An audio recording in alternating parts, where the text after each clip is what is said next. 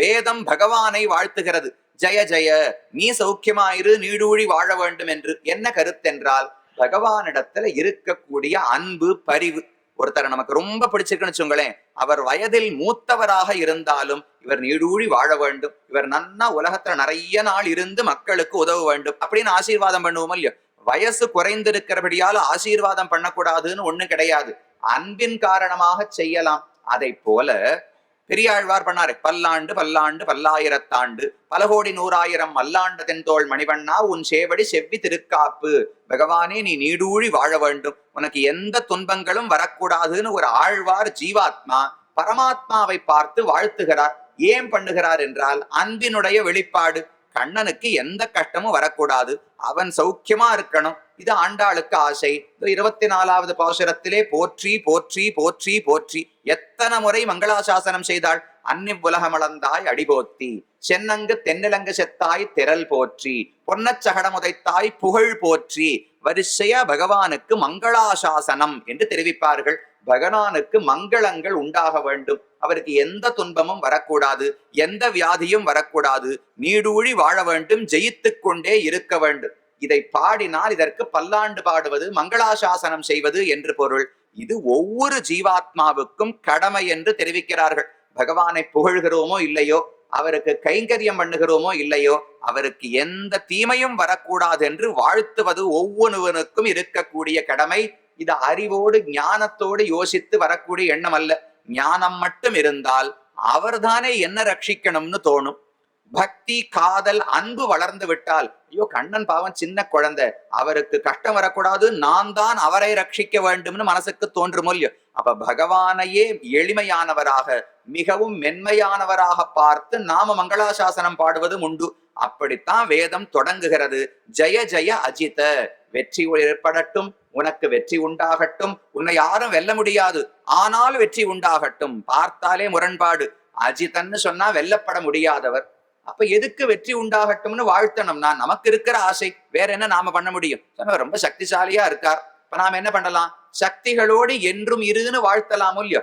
அப்படி வேதமே பகவானை கொண்டாடி பல்லாண்டு பாடி தொடங்குகிறது. ஜகி அஜாம் தோஷ கிருபீத குணாம். முதல்லயே பிரார்த்தனை, இந்த சம்சாரம், இந்த உலகம் என்பது தன்னுடைய தோஷங்களாலே என்னுடைய நற்பண்புகள் அனைத்தையும் அழித்து விடுகிறது. தோஷ கிருபீத குணாம். நம்ம கிட்ட ஏதோ நல்ல பண்புகள் கொஞ்சமாவது வளர்த்துட்டு இருப்போம் இல்லையோ. பெரியோர்கள் ஆசையாலே, ஆச்சாரியனுடைய அனுகிரகத்தாலே ஏதோ சில நல்ல பண்புகள் இருக்கும். ஆனா இந்த சம்சாரம் எவ்வளவு கொடியது என்றால், தன்னுடைய தோஷங்களால நம்ம கிட்ட இருக்கிற ஒரு சின்ன நல்லதையும் பறித்து கொண்டு போய்விட போகிறது. நாம ஒரு 10 நாள் தொடர்ந்து திருப்பாவை நடக்கிறது, மாசத்துல கோவிலுக்கு போய் சேவிக்கணும்னு யோசிச்சுட்டே இருப்போம். 30 நாளும் போகணும்னு ஆசைப்படுவோம். 5 நாள் ஆகும், 10 நாள் ஆகும். ஏதோ ஒரு நாள் சூழ்நிலை, சந்தர்ப்பம் போக முடியாமல் போயிடும். அன்னைக்கு ஒரு நாள் போகலையா, சரி அடுத்த நாள் போகலாம். என்ன, சரி நேத்திக்கே போகல, இன்னைக்கு போகணுமா, 30 நாள் போகாட்டா என்னன்னு நமக்கே தோண ஆரம்பிச்சிடும். நேத்தி வரைக்கும் ஒழுங்காதானே போனீர்னால், ஏதோ ஒரு பழக்கத்துல தடை ஏற்பட்டு விட்டால் போருமே, 10 நாள் பண்ணிட்டோம், பண்ணாட்டாதான் என்ன பகவான் ஏத்துக்கொள்ள மாட்டாரா? எல்லாரையும் ஏத்துக்கிறவர் என்ன ஏத்துக்க மாட்டா. அப்ப மட்டும் நன்னா வியாக்கியானம் பேசுவோம், நியாயம் பேசுவோம், சாஸ்திரம் எல்லாம் நமக்கு வரும். ஆனா போகணுங்கிற ஆசை வரும்போது ஏதோ தடையை இந்த சம்சாரம் செய்து கொண்டே இருக்கும். அப்ப இந்த சம்சாரம் வேண்டாம், ஜஹி, இதை நீ அழித்து விடு, இதை போக்கிக் கொடு, எனக்கு இந்த சம்சாரத்திலிருந்து முக்தி அளிக்க வேண்டும். இந்த சம்சார வேதத்துக்கு முக்தி அளிக்க வேண்டாம், இந்த சம்சாரத்தை நீ அழித்து மக்களுக்கு முக்தி அளிக்க வேண்டும் என்று வேதம் பிரார்த்திக்கிறது. துவமசி யதாத்மனா சமருத்த சமஸ்த பகஹா. இந்த பகவானை கொண்டாடுகிறது. நீதான் எல்லா விதத்திலும் எல்லா செல்வங்களும் நிறைந்தவன். பகஹா அப்படின்னு சொன்னா செல்வம்னு அர்த்தம். சமஸ்த பகஹா, எல்லா விதமான செல்வங்களும் உன்னிடத்தில் தான் நிறைந்திருக்கின்றன. உலகத்துல செல்வந்தன் செல்வந்தன்னு சொல்லுபவர்கள் எல்லாம் ஏதோ ஒரு சின்ன சொத்துக்கு முதலாளியாக இருக்கலாம். இந்த உலகமே யாருக்கு சொத்து? இந்திரனுக்கு சொத்துன்னு சொல்ல முடியுமா? உலகமே பகவானுக்கு சொத்து. ஒரே ஒரு திரிவிக்ரமாவதாரத்தில் 14 லோகங்களையும் அளந்து நான் தான் உடையவன், நான் தான் சுவாமி என்று பகவான் காட்டினாரோ. உண்மையில் 14 லோகங்களை அளக்க வேண்டிய தேவையே பகவானுக்கு கிடையாது. மகாபலி இந்திரனுடைய சொத்தை பறித்து கொண்டு போனான். இந்திரனுக்கு எத்தனை உலகம் சொத்து? 3 உலகம்தான். நாம் இருக்கிற பூமண்டலம், அடுத்து புவஹா என்கிற ஆகாசம், சுவஹா என்கிற ஸ்வர்கலோகம். 3 உலகங்களைத்தான் இந்திரனிடத்திலிருந்து மகாபலி பறித்து கொண்டான். அப்ப பகவான் என்ன பண்ணிருக்கணும்? வாமனாவதாரம் செய்து திருவிக்கிரமனாக வளர்ந்து 3 உலகங்களைத்தானே அளந்து திரும்ப இந்திரனுக்கு கொடுத்திருக்கணும். இவர் கொஞ்சம் அதிகப்படியா போய் 14 உலகங்களையும் அளந்தார்.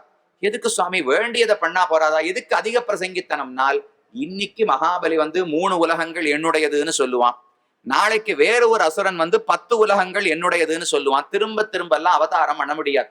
ஒரே அவதாரம், ஒரே முறை அளக்க வேண்டும். உலகம் அனைத்தும் என்னுடையது என்று நிறுவி விட வேண்டும். யாருக்கு சந்தேகமே இருக்கக்கூடாது. அதுக்காக 14 உலகங்களையும் பகவான் அளந்து கொடுத்தாராம். அப்பேற்பட்ட சொத்து அவருக்கு மட்டும்தானே இருக்கு. நித்திய விபூதி என்கிற வைகுந்தம், லீலா விபூதி என்கிற சம்சாரம். இந்த 2யுமே தனக்கு சொத்தாக உடையவர் பரமாத்மா மட்டும்தான். அதனால சமஸ்த பகஹா த்வமசி. அதுக்கு மேல சொல்றார், அஜகத் ஜகதோகசாம் அகில சக்தி அவபோதகத்தே குவச்சித் அனயா ஆத்மனாச்ச சரதா அனுச்சரேன் நிகமஹா. பகவான் தான் எல்லா ஜீவராசிகளுக்கும் இருக்கக்கூடிய சக்தியை தூண்டி விடுபவராக இருக்கிறார். அந்தந்த ஜீவாத்மாவுக்கு ஏதோ ஒரு திறமை, ஏதோ ஒரு சக்தி இருக்க போகிறது. அந்த சக்தியை தூண்டிவிட வேண்டும் என்றால் பகவானுடைய அனுகிரகம் வேண்டும். அவர் அருள் இல்லாவிட்டால் எல்லாம் உள்ளுக்குள்ள மறைந்து இருக்குமே தவிர வெளிப்படவே முடியாது. நம்மால இப்படி ஒரு காரியம் செய்ய முடியும்னு தெரியுமா? இப்ப பரசுராமருக்கு சக்தி நிறைய இருந்தது. ஆனா பகவான் உள்ளே புகுந்து அம்சாவதாரமாக பிறந்த போதுதான் 21 தலைமுறைகளுக்கு க்ஷத்திரியர்களை அழித்தார். அவர் உள்ள அந்தரியாமியாக இல்லாவிட்டால் பிரம்மாவால படைக்க முடியாது, இந்திரனால ஆள முடியாது, யமதர்மராஜனால தர்மத்தை நிலைநாட்ட முடியாது. எல்லாம் உள்ளுக்குள்ள அவர் இருந்துதானே இயக்குகிறார். அதனால சக்தி அவபோதகா, அவரவர்கள் இருக்கும் சக்தியை நீதான் எழுப்புகிறாய். அப்படிப்பட்ட உன்னை ஆத்மனா சரதா அனுச்சரேன் நிகமஹா. பகவான் இப்படி முன்னாடி நடந்து போகிறாராம். நான் வேதம் இருக்கிறேனே, வேதங்கள் எல்லாம் உன்னை பின்தொடர்ந்து வருகிறோம். உன்னுடைய பெருமைகளை அளக்கவே முடியாது. நாங்க எப்படியோ பின்னாடி துரத்தி முன்னாடி ஒருத்தர் வேகமா நடந்து போறான்னு வச்சுங்களேன். கணவன் மனைவி இருப்பா. கணவன் நல்லா உயர்றமா இருப்பார். அவர் 1 அடி எடுத்து வச்சார்னா 4 அடி தாண்டி போயிடுவார். மனைவி கொஞ்சம் குள்ளமா இருந்தா வேகமா நடந்து வரணும். அவர் நடக்கிற வேகத்துக்கு கூட வரணும்னா மனைவி ஓடி வரணும். அப்ப சொல்லுவா, கொஞ்சம் நிதானமா போலாமே, என்ன அவசரம்னு மனைவி சொல்லிக் கொண்டே இருப்பாள். அதை போல வேதம் சொல்றது, பகவான் 1 அடி எடுத்து வச்சார்னா ரொம்ப தூரம் பிரயாணித்து விடுகிறார். அவருடைய பெருமை மிக உயர்ந்ததாக இருக்கிறது. என்னால் அவ்வளவு வேகமா அவரை பின்தொடர்ந்து செல்ல முடியவில்லை. அப்பப்ப முடிஞ்ச இடங்களில் பின்தொடர்கிறேன் என்று வேதமே சொல்லுகிறது. அப்ப பகவானுடைய பெருமையை முழுவதுமாக வேதம் சொல்லிவிட முடியுமான்னு கேட்டா ஒரு நாளும் முடியாது. அப்ப எதுக்கு வேதத்தை படிக்கிறோம்? கொஞ்சமாவது வேதம் தானே சொல்ல முடியும். மற்றவர்கள் நம்மை போன்ற மனிதர்களால பகவானுடைய புகழை பாடவே முடியாது. வேதம் தான் கொஞ்சமாவது நெருக்கமாக போய் பாடப்போகிறது. ஆனா அந்த வேதம் கூட முழுவதுமாக பகவானை பாடிவிட முடியாது. ஆண்டாள் திருப்பாவையில் ஊற்றமுடையாய் பெரியாய் உலகினில் தோற்றமாய் நின்ன சுடரே துயிலழாய்னு பாடினாள். ஊற்றமுடையவன் என்று சொன்னால் உலகத்தில் மிகவும் திருடமாக ஸ்திரமாக நிரூபிக்கப்பட்டவர் என்று பொருள். அப்படியா? இப்போ நிறைய பேர் சந்தேகம் எழுப்புகிறார்களே, கடவுள் இருக்காரா இல்லையா நிறைய சந்தேகப்படுறாள் என்னால் அது பிரமாணத்திலேயே சந்தேகம். வேதத்தை ஒருவன் ஒப்புக்கொண்டு விட்டான் என்றால் வேதத்தில் ஆணித்தரமாக பரமாத்மா இருக்கிறார் என்று சொல்லப்பட்டுள்ளது, நிரூபிக்கப்பட்டுள்ளது. அப்ப ஊற்றமுடையவன் என்று சொன்னால் வேதத்தாலே சந்தேகத்துக்கு அப்பாற்பட்டு நிறுவப்பட்டவன் என்று பொருள். அப்ப வேதம் தான் பரமாத்மாவை சொல்லும். சரி, வேதம் சொல்லி முடிச்சிருமா? பகவானுடைய மொத்த பெருமையும் வேதம் சொல்லிவிடுமான்னு கேட்டால், பெரியாய், வேதத்தாலதான் பகவானை சொல்ல முடியும்.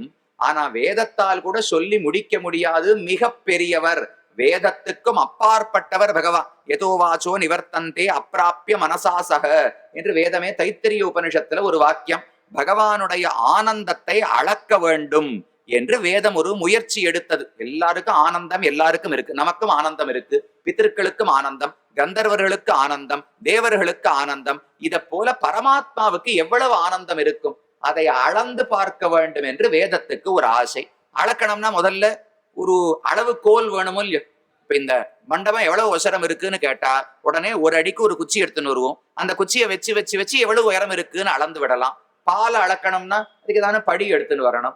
எண்ணெய் அளக்கணும்னா ஏதோ ஒரு பாத்திரம் எடுத்துன்னு வரணும். இத்தனை லிட்டர் இருக்கு, இத்தனை கிலோ இருக்கு, ஏதோ ஒண்ணு சொல்றோமோ இல்லையோ? அதே போல பிரம்மத்தினுடைய ஆனந்தத்தை அளக்க வேண்டும் என்றால் எப்படி அளக்கலாம்? முதல்ல வேதம் ஒரு அளவுகோல் தயார் பண்ணிட்டு, இதுதான் மனுஷனுடைய ஆனந்தம். இளமை கொடுக்கணுமா? இளமை இருக்கணும். நன்னா சாப்பிட்டதை ஜெரிக்கக்கூடிய சாமர்த்தியம் இருக்கணும். நல்ல படிப்பு இருக்கணும். உடல் தெம்பு, மனது ஆரோக்கியம் இருக்க வேண்டும், நிறைய பணங்காசு இருக்கணும். இதை கொடுத்தா ஒரு மனுஷன் ஆனந்தப்பட்டு விடுவான் என்று வேதம் சொல்லித்து. சரி, இந்த மனுஷனுடைய ஆனந்தம் இருக்கே, இத போல 100 மடங்கு பிதர்களுடைய ஆனந்தம், அத போல 100 மடங்கு கந்தர்வர்களுடைய ஆனந்தம், அத போல 100 மடங்கு தேவர்களுடைய ஆனந்தம், அத போல 100 மடங்கு இந்திரனுடைய ஆனந்தம், அத போல 100 மடங்கு பிருகஸ்பதியினுடைய ஆனந்தம், அதை போல 100 மடங்கு நான்முக கடவுள் பிரம்மா இருக்காரு, பிரம்மாவனுடைய ஆனந்தம், அத 100ஆல பெருக்கினால் பரமாத்மாவனுடைய ஆனந்தத்தை அடையலாமோ என்று முயற்சி பண்ணித்து 100ஆல பெருக்கி பார்த்தா அவருடைய ஆனந்தம் எங்கேயோ உயரத்துல இருக்கு. ஒரு குழந்தை தாயின் இடத்துல ஓடி வந்து, அம்மா எனக்கு சந்திரனை பிடிச்சு கொடுன்னு கேட்டது. சந்திரன்லாம் எங்கேயோ உயரத்துல இருக்காருப்பா, நம்மளால எல்லாம் பிடிக்க முடியாது, எட்டவே முடியாதுன்னு தாய் சொல்லிவிட்டாள். 10 நாள் கழிச்சு நவராத்திரி வந்தது. பரன்ல இருக்கிற பொம்மையெல்லாம் இறக்கிறதுக்காக தகப்பனார் பரன் மேல ஏறி இருந்தார். குழந்தை நேரம் அம்மாவிடத்துல வந்து, நமக்கு தானே எட்டாதுன்னு சொன்னாய், இதோ அப்பா பாரு பரன்ல உட்கார்ந்து இருக்கார், அவரை பிடிச்சு கொடுக்க சொல்லுன்னு சொல்லித்து. முடியுமா? நமக்கும் சந்திரனுக்கும் எவ்வளவு தூரமோ பரன் மேல இருக்கிறவருக்கும் கிட்டத்தட்ட அதே தூரம்தான். ஏணி வைத்தால் கூட எட்டிவிட முடியாது. அதை போல நம்மால் எப்படி பகவானுடைய ஆனந்தத்தையோ குணங்களையோ பாடி முடிக்க முடியாதோ, வேதமே முயற்சித்தாலும் அவனுடைய பெருமையை அளந்து விட முடியாது. அப்ப வேதம் சொல்றது, என்னுடைய பேச்சுக்கு அப்பாற்பட்டவராக, என்னுடைய மனசுக்கு கூட அப்பாற்பட்டவராக பகவான் இருக்கிறான் என்று வேதமே சொல்லுகிறது. அப்ப முயற்சி குவச்சித்து அனயா ஆத்மனாச்ச சரதா அனுச்சரேன் நிகமஹா. நிகமம் என்கிற வேதம் சில சமயங்களில் பகவானை பின்தொடர்ந்து போய் அவருடைய பெருமையை பாடிவிடுகிறது. பல சமயங்களில் அவர் பெருமையை பாடி முடிக்கவே முடியாதாம். பகவானுக்கு புறப்பாடு நடக்கிறதோ இல்லையோ, புறப்பாட்டில் பகவானுக்கு முன்னால திவ்ய பிரபந்தங்களை சேவிச்சுட்டே போவா, அவருக்கு பின்னாலே வேதங்களை ஓதிக்கொண்டு வருவார்கள். என்ன அர்த்தம்னால், வேதம் பகவானை பின்தொடர்ந்து செல்ல வேண்டும். அவரை பின்னாடி ஓடி ஓடி போய் அவரை பிடிச்சு அவரை பாட முடியுமான்னு வேதம் முயற்சிக்கிறதாம். ஆனா பகவான் எங்க போயிட்டு இருக்கார்? ஆழ்வார் பாசுரத்தை கேட்கணுங்கிற ஆசையில எங்கெல்லாம் பாசுரம் பாடுகிறார்களோ பின்னாடி எல்லாம் பகவான் நடந்து போவாராம். அப்ப இவருக்கு ஆசை அருளி செயல்களில், வேதத்துக்கு ஆசை இவரை பிடிக்க வேண்டும் என்று. அதனால முன்னால் திவ்ய பிரபந்தம், பின்னால் வேதம் என்று வைத்திருக்கிறார்கள். வேதத்தின் முன் செல்க விரிஞ்சன் முதலானோர் கோதற்ற ஞான கொழுந்தின் முன் செல்க, எங்கள் தென்குருகூர் புனிதன் கவி பாதத்தின் முன் செல்லுமே தொல்ல போல பரம் சுடரே என்று ஒரு கவிஞருடைய வார்த்தை. பகவான் வேதத்தை தாண்டி கூட நடந்து விடுவார். வேதத்தால் அவர் அளக்க முடியாது, தாண்டி போய் விடுவார். விரிஞ்சன் பிரம்மா முதலானவர்களுடைய ஞானத்துக்கு கூட அப்பாற்பட்டவர். ஆனா எதை பகவானால் தாண்ட முடியாது? எப்பவும் எதுக்கு பின்னாடி இருப்பார்னால், தென்குருகூர் புனிதன் கவி. குருகூர் நம்மாழ்வார் மாறன் அவதரித்தாரே, ஆழ்வார்களுக்குள்ள தலைவர். அவருடைய பாசுரத்தில் ஒரு அடியை தாண்டி பகவானால போக முடியாது. அதற்கு பின்னால் தான் நடக்க வேண்டும். அப்ப பகவான் அருளி செயல்களை தேடி போறார். அவரை முழுவதுமாக அருளி செயல்கள் பாடுகின்றன. வேதம் என்ன பண்றது? பின்னாடி பின்னாடி ஓடி போய் அவரை பிடிக்க முடியுமான முயற்சிக்கிறதே தவிர முழுவதுமாக உன் பெருமையை என்னாலும் சொல்ல முடியவில்லை என்று வேதம் முதல் ஸ்லோகத்துல தெரிவித்தது. அடுத்தது, பிருகதுல உபலப்தமேதத் அவயந்த்யசேஷதயா யத உதயாஸ்தமயோ விக்ருதேர் மிருதி வாசி விக்ருதாத் அத ரிஷயோ ததுஸ்த்வயி மனோவச்சனாச்சரிதம் கதமயதா பவந்தி புவி தத்த பிரதானின் பதானி நிருணாம் என்று தெரிவிக்கிறார். இது கொஞ்சம் வேதாந்தார்த்தம். என்ன சொல்றது? 2வது வரி ரொம்ப முக்கியம், எளிமையாக புரிந்து கொள்ளக்கூடிய ஒரு அறிவுரை. ஆனால் அதை ஏன் செய்கிறார்கள்? 2வது வரியில் என்ன சொல்றார்? ரிஷிகள் அனைவருமே தங்களுடைய பேச்சு, தங்களுடைய மனது, தங்களுடைய உடல் செயல்பாடு, இந்த 3ஐயும் உன்னிடத்திலே சமர்ப்பித்து விடுகிறார்கள். நம்ம கிட்ட 3 கரணங்கள், கருவிகள் இருக்கின்றன. மனசு, வாக்கு, காயம். 3 சொல்லும். காயேன வாச்சா மனசா இந்திரியைர்வா புத்தியாத்மனாவா பிரகிருதே ஸ்வபாவாத்னு சொல்றோம் இல்லையோ. 3 கரணங்கள் நம்மிடத்தில் இருக்கின்றன. மனது, பேச்சு, செயல் என்கிற 3ம். இந்த 3ஆலும் ரிஷிகள் உன்னையே தொழுகிறார்கள், எப்போதும் உன்னை அடைவதற்கே முயற்சிக்கிறார்கள் என்று தெரிவித்தது வேதம். ஏன் அவர் அடைய முயற்சிக்க வேண்டும்? அப்படி அவர் என்ன பெரியவரா? கண்ணன் மிக உயர்ந்தவரா? ஏன் இவரை பின்தொடர வேண்டும் என்றால் அதுக்கு காரணம் இருக்கு. இந்த உலகத்தை படைத்தவர் பரமாத்மா தான், நாராயணன் தான். அப்ப யார் இந்த உலகத்தை படைத்து என்னை இதற்குள் வைத்தாரோ அவரை தொழுதால் மட்டும்தான் இந்த சம்சாரத்திலிருந்து வெளியே வர முடியும். காரணம் துத்தியேயா என்று உபனிஷத்து தெரிவிக்கிறது. உலகத்துக்கு காரணம் யாரோ அவரைத்தான் தொழ வேண்டும். ஏனென்றால் அவர் மட்டும்தான் இந்த சம்சாரத்திலிருந்து நம்மை விடுவிக்க முடியும். ஒருத்தர் ஒரு வீட்டுக்குள்ள பூட்டி சாவி அவர் வச்சுட்டு இருக்காருன்னு வச்சுங்கோ, வெளியில வரணும்னா யாருகிட்டயோ பிரார்த்தித்து பிரயோஜனம் கிடையாது. சாவி யாரிடத்துல இருக்கோ அவரிடத்துல தானே பிரார்த்திக்க வேண்டும். அதே வீட்டுல இன்னொருத்தர் சிக்கின்னு இருக்காருன்னு சொல்லிட்டு, அடியனுக்கு வயத்த வலி, ரொம்ப கட்டப்படுறேன், வயத்த வலிக்கு மருந்து வேணும், யார்கிட்ட போகணும்? மருத்துவர் இடத்துல போனா மருந்து கொடுத்துருவார். நான் என்ன பண்ணேன், பக்கத்து வீட்டுக்காரருக்கு அதே வயத்த வலி இருந்தது, அவர் இடத்துல போய் மருந்து கொடுமே, எனக்கு ரொம்ப கஷ்டமா இருக்கு, நீர் தான் மருந்து கொடுக்கணும்னு அவரிடத்துல கேட்டா, மருந்து தெரிஞ்சா அவரே சாப்பிட்டு இருக்க மாட்டாரா? அவரும் கட்டத்துல இருக்கார், நானும் கட்டத்துல இருக்கேன், அவரிடத்துல கேட்டு பிரயோஜனமே கிடையாது. அதை போலத்தான் இந்திரன் சந்திரன் குபேரன் மத்த தெய்வங்களிடம் போய் பிரார்த்தித்து எனக்கு நல்லது பண்ணு நல்லது பண்ணுன்னு சொல்றோம் இல்லையோ, பண்ண தெரிஞ்சா அவர் தனக்கே நல்லது செய்து கொண்டிருப்பார், அவர் முதல்ல மோட்சம் அடைந்திருப்பார். அதற்கு வழி தெரியாமல் தான் மத்த தெய்வங்களும் இருக்கிறார்கள், நாமும் சம்சாரத்தில் இருக்கிறோம். அப்ப ஒரே வழி, உலகத்தை படைத்தவனான பகவான், அவனை தொழுதால் மட்டும்தான் இந்த சம்சாரத்திலிருந்து விடுபட்டு விலக முடியும். அதனால் பெரியோர்கள் தங்களுடைய பேச்சு, தங்களுடைய மனசு, தங்களுடைய செயல்பாடு மூன்றாலும் பகவானையே வணங்குகிறார்கள் என்று தெரிவிக்கிறது. அதை சொல்லும் போது கொஞ்சம் வேறு மாதிரி ஒரு எடுத்துக்காட்டோடு வேதம் சொல்லுகிறது. பகவானிடத்திலிருந்து இந்த உலகம் பிறக்கிறதல்லவா, இந்த உலகம் உண்மையா பொய்யா? முதல் கேள்வி வரும். உலகம் மாயை, பொய்யானது என்று சிலர் தெரிவிக்கிறார்கள், இல்ல உலகம் உண்மையானதுன்னு சிலர் தெரிவிக்கிறார்கள். எது சரின்னு பார்த்தால் வேதத்துல ஒரு வாக்கியம் இருக்கிறது, வாசாரம்பணம் விகாரோ நாமதேயம் மிருத்திகேத்யேவ சத்தியம் என்று சாந்தோக்கிய உபனிஷத்திலே ஒரு வாக்கியம். ஒரு மண்ணு கட்டி இருக்குன்னு வச்சுங்க, அந்த மண்ணு கட்டியிலிருந்து ஒரு குடத்தை உண்டாக்கினேன்.